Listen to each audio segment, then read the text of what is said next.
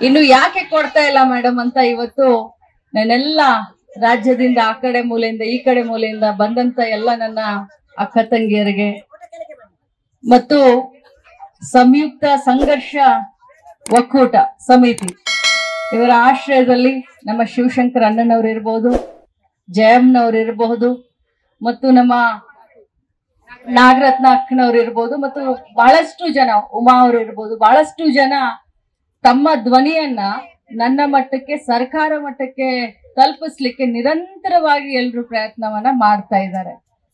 ನಾನು ಇವತ್ತಿಗೆ ಈ ವರ್ಷಕ್ಕೆ ಅಂಗನವಾಡಿಗಳು ಪ್ರಾರಂಭವಾಗಿ 50 ವರ್ಷ ಆಯ್ತು.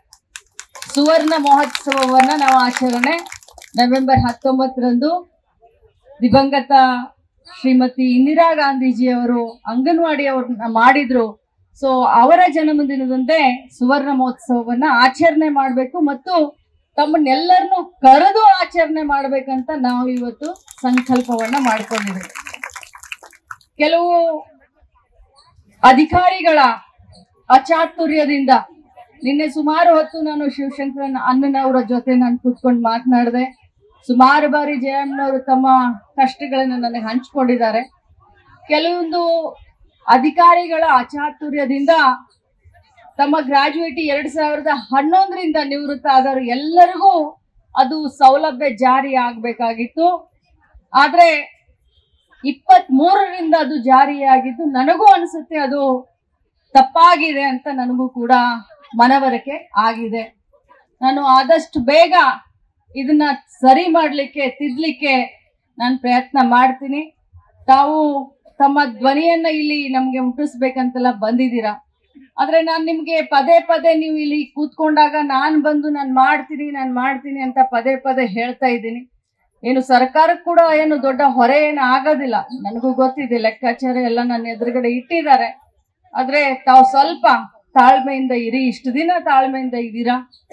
11ರಿಂದ 22ರವರೆಗೆ ಅದೇನಿದೆ, ಎಷ್ಟು ಜನ ಇದ್ದಾರೆ ಅನ್ನೋದೆಲ್ಲ ನನಗೆ ಕಲ್ಪನೆ ಇದೆ. ನಾವು ಒಮ್ಮೆ ಅಲ್ಲ 3-4 ಬಾರಿ ಫೈನಾನ್ಸ್ ಡಿಪಾರ್ಟ್ಮೆಂಟ್ ಅವರನ್ನ ಕರೆದು ಇದ್ರ ಬಗ್ಗೆ ನಾವು ಮಾತನಾಡಿದೀವಿ. ಆದ್ರೆ ಸ್ವಲ್ಪ ನಮಗೆ ಹಿನ್ನಡೆ ಆಗಿದೆ, ಫೈಲು ಅಷ್ಟೊಂದು ನಮಗೆ ಕ್ಲಿಯರ್ ಆಗ್ಲಿಲ್ಲ. ಬಟ್ ನಾನು ಹಿನ್ನಡೆ ಆಗಿದೆ ಅಂತ ಸುಮ್ಮನೆ ಕೂರೋಳು ಅಲ್ಲ. ಮತ್ತೆ ಈ ಕಾರ್ಯಕ್ರಮವನ್ನ ಮುಗಿಸ್ಕೊಂಡ ತಕ್ಷಣ ನಾನು ಒಮ್ಮೆ ಇಲ್ಲಿ ಭಾಷೆ ಕೊಟ್ಟಿದ್ದೆ. ನಿನ್ನೆ ನನಗೆ ನೆನಪು ಮಾಡಿದ್ದು, CM ಅವ್ರ ಹತ್ರ ಒಂದು ಟೈಮ್ ತಗೊಳ್ತೀನಿ ಅಂತ ಹೇಳಿದ್ರಿ ಮೇಡಮ್ ಅಂತ. ಸೊ CM ಅವ್ರ ಹತ್ರ ಟೈಮ್ ಆದ್ರೂ ತಗೊಳ್ತೀನಿ, ಇಲ್ಲ ಅಂತಂದ್ರೆ ಇವ್ರನ್ನಷ್ಟೇ ಕರ್ಕೊಂಡು ಹೋಗಿ ನಾನು ಮಾತಾಡಿ ಫೈನಾನ್ಸ್ ಡಿಪಾರ್ಟ್ಮೆಂಟ್ ನಲ್ಲಿ ಇದನ್ನ ಕ್ಲಿಯರ್ ಮಾಡಿಸ್ಕೊಡ್ತೀನಿ ಅನ್ನುವಂತ ಮಾತನ್ನ ಹೇಳಿ.